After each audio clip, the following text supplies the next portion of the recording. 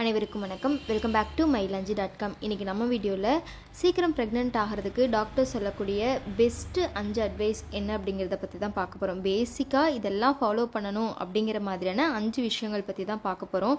என்னென்ன ரீசன்ஸ்னால உங்களுக்கு pregnancy delay ஆகுனா, ஒன்று வந்து உங்களுடைய ஒர்க் ப்ரெஷர், மென்டலி நீங்கள் டிப்ரெஷனாக இருக்கிறது, உங்களுடைய பாடி வெயிட் வந்து ஜாஸ்தியாக இருக்கிறது, பீரியட் ப்ராப்ளம், பிசிஓடி, பிசிஓஎஸ் இந்த மாதிரியான ப்ராப்ளம்ஸ்னால உங்களுக்கு வந்து ப்ரெக்னென்சி வந்து டிலே ஆகிட்டு போயிட்டுருக்கும். டாக்டர்ஸ் வந்து ஓவலேஷன்லேருந்து அதுக்கு பீரியட்லேருந்து ஓவலேஷன் வரைக்கும் சில விஷயங்களை வந்து கண்டிப்பாக ஃபாலோ பண்ணி சொல்கிறாங்க.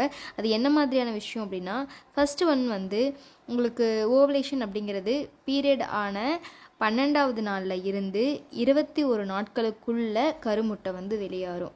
அதாவது பீரியடான முதல் நாளில் இருந்து 12வது நாள் வரும் இல்லையா, அப்போ இருந்து 21 டேஸ் அதுக்குள்ளே கருமுட்டை வந்து வெளியேறும். அப்போ ஸ்பெர்ம் சேர்றப்போ நம்ம வந்து ப்ரெக்னென்ட் ஆகிறதுக்கான சான்ஸ் வந்து அதிகமாக இருக்குது.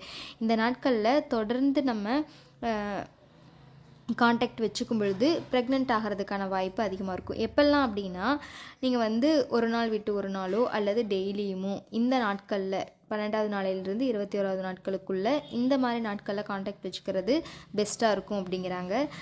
ஏன் அப்படின்னா, அப்போ வந்து ஸ்பெர்ம் வந்து உயிரோடு இருக்கிறப்போ இந்த ஒரு நாள் விட்டு ஒரு நாள் டெய்லியும் அப்படிங்கிறப்போ டக்குன்னு வந்து ப்ரெக்னென்ட் ஆகிறதுக்கு சான்ஸ் இருக்குது. ரெண்டாவது ஓவலேஷன். ரெகுலர் பீரியட் இருக்கிறவங்களுக்கு ஓவலேஷன் எப்போன்னு தெரிஞ்சுக்க முடியும். பட் இர்ரெகுலர் பீரியட் இருக்கிறவங்களுக்கு ஓவலேஷன் எப்போன்னு தெரியாது. அப்போ நீங்கள் வந்து சில சிம்டம்ஸ் தெரிஞ்சதுக்கப்புறமா ஓவலேஷன் கிட் வாங்கி இன்றைக்கி தான் நடக்குது அப்படின்னு தெரிஞ்சுக்கிட்டு அந்த நாட்களில் சேர்ந்துருந்தீங்க அப்படின்னா ப்ரெக்னென்சி வந்து சீக்கிரம் ஆகிறதுக்கு நிறைய சான்ஸ் இருக்குது. உங்களுடைய பீரியட் முடிஞ்சதுக்கப்புறமா வாரத்துக்கு 2 அல்லது 3 நாட்களுக்கு ஒன்ஸ் வந்து கான்டாக்டில் இருந்தால் அப்படின்னா ப்ரெக்னென்ட் ஆகிறதுக்கான சான்ஸ் அதிகரிக்கும் அப்படின்னு டாக்டர் சொல்கிறாங்க. அதுக்கப்புறம் மெயின் வந்து பாடி வெயிட்டை கரெக்டாக நம்ம வச்சுக்கணும். ரொம்ப குண்டாவோ ரொம்ப ஒல்லியாவோ இருக்கக்கூடாது. அதை நீங்கள் ப்ரெக்னென்சிக்கு பிளான் பண்ணும் பொழுதே டாக்டரை கேட்டு கரெக்டான வெயிட்டில் இருக்கீங்களா அப்படிங்கிறத வந்து தெரிஞ்சுக்கோங்க. கரெக்டான வெயிட்டை நீங்கள் மெயின்டைன் பண்ணல, ரொம்ப வெயிட் அதிகமாக இருக்கீங்க அப்படின்னா உங்களுக்கு சுகர், அந்த தைராய்டு இந்த மாதிரி நிறைய ப்ராப்ளம்ஸ் வர சான்ஸ் இருக்குது. ஸோ கரெக்டான வெயிட் ஏற்கனவே ஜாஸ்தியாக இருக்கீங்க அப்படின்னா வெயிட்டை ரெடியூஸ் பண்ணிவிட்டு ட்ரை பண்ணிங்க, ரொம்ப வந்து ஈஸியாக இருக்கும். மெயினான விஷயம் ஃபோலிக் ஆசிட் சாப்பிட்றது.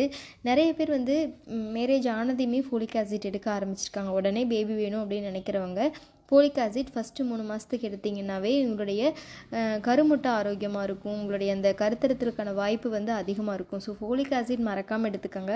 அது ப்ரெக்னென்ட் ஆனாலும் எடுக்கணும். ப்ரெக்னென்சி ட்ரை பண்ணுறவங்களும் தாராளமாக எடுத்துக்கலாம். டாக்டர்கிட்ட கேட்டுட்டு ப்ரெக்னென்ட் ஆகிறதுக்கு ட்ரை பண்ணுறதுக்கு ஒரு 4 மாதத்துக்கு முன்னாடியிலேருந்து எடுத்துக்கிறது நல்லது. அப்புறம் எப்பவும் போல் ஸ்மோக்கிங், ட்ரிங்கிங் இதெல்லாம் இருக்கவே கூடாது. அது ஸ்பெர்ம் குவாலிட்டியை வந்து குறைக்கும்.